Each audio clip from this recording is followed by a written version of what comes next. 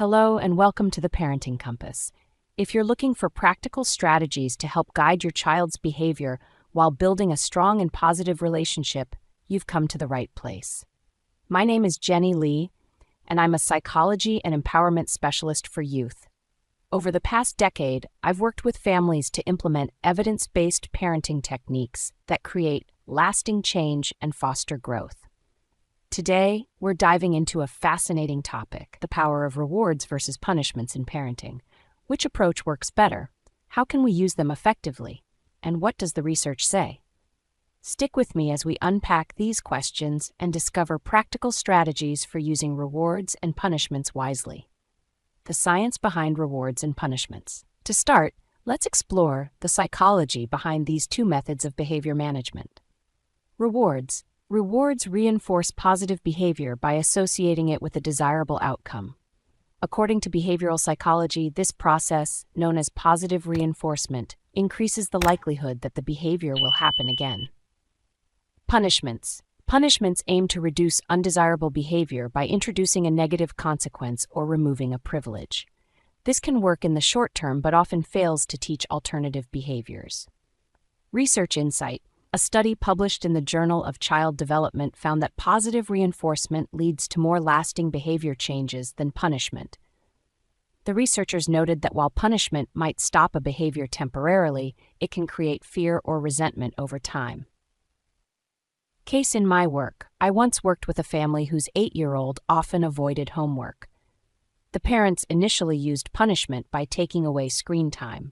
While this stopped the behavior temporarily, it didn't address the root cause.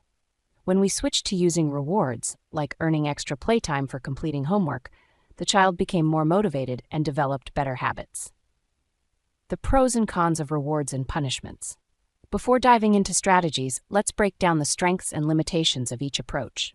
Rewards. Pros. Builds positive associations with good behavior. Encourages intrinsic motivation when used correctly. Strengthens the parent-child relationship. Rewards. Cons. Overuse can create dependence on external validation. Ineffective if rewards are too frequent or unrelated to the behavior. Punishments. Pros. Can stop harmful or dangerous behaviors immediately. Establishes clear boundaries. Punishments. Cons. Can damage trust and communication if overused. Often focuses on what not to do without teaching the desired behavior. Step 1. Focus on reinforcing positive behaviors. Instead of relying on punishment to stop undesirable actions, focus on reinforcing the behaviors you want to see. How to do it. Use specific praise. You did a great job sharing your toys with your sister. Offer rewards that align with your child's interests, like extra story time or a small privilege. Example: a parent I worked with struggled to get their child to brush their teeth regularly. Instead of punishing the child for forgetting, they created a sticker chart. Each night the child brushed their teeth, they earned a sticker. After a week of consistent brushing, they earned a small toy. Over time, the routine became a habit. Challenge: what if my child expects rewards for everything? Gradually shift from tangible rewards to intrinsic rewards, like pointing out how their actions help others or make them feel good about themselves. Step 2. Use logical consequences instead of punishment. Logical consequences are more effective than arbitrary punishments because they connect directly to the behavior. How to do it. If your child refuses to wear a jacket, let them feel cold for a few minutes, within reason. If they leave toys scattered, those toys are temporarily put away. Example: one family I worked with had a teen who frequently broke curfew.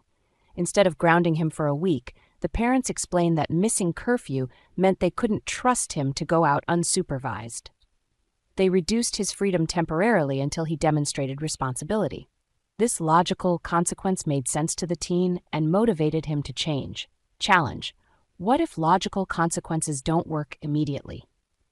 Be patient. Consistency is key. Children may need to experience the same consequence multiple times before they adapt. Step 3. Balance immediate rewards with long-term goals. While immediate rewards are effective for younger children, older kids benefit from learning the value of delayed gratification. How to do it. For younger children, use small, immediate rewards like stickers or praise. For older children, introduce longer-term goals, like earning a reward after consistently completing chores for a month.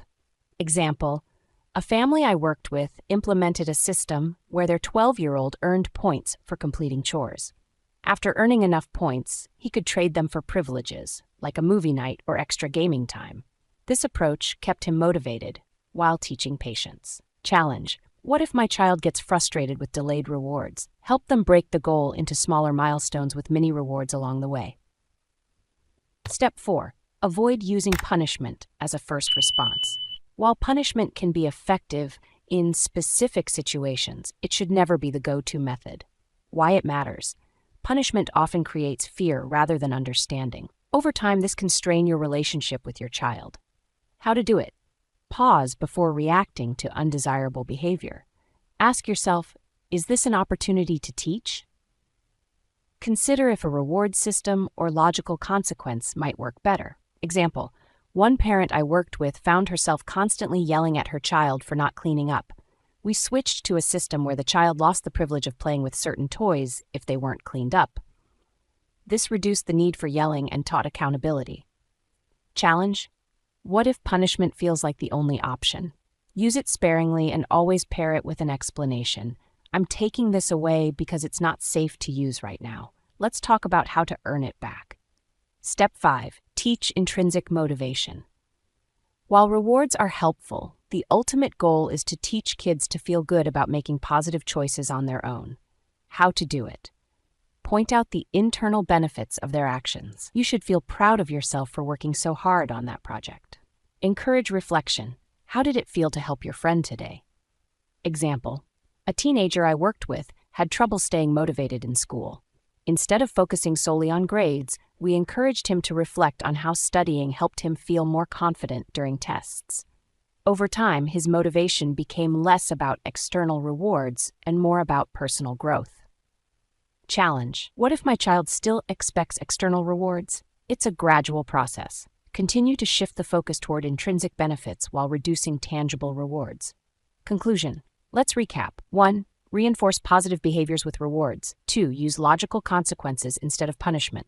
3. Balance immediate rewards with long-term goals. 4. Avoid using punishment as a first response. 5. Teach intrinsic motivation. Remember, rewards and punishments are tools, not solutions in themselves. When used thoughtfully, they can guide your child toward making better choices while strengthening your relationship. If you found this video helpful, please like, subscribe, and share the Parenting Compass with other parents. Let's continue this journey together, one step at a time. Thank you for watching, and I'll see you in the next video.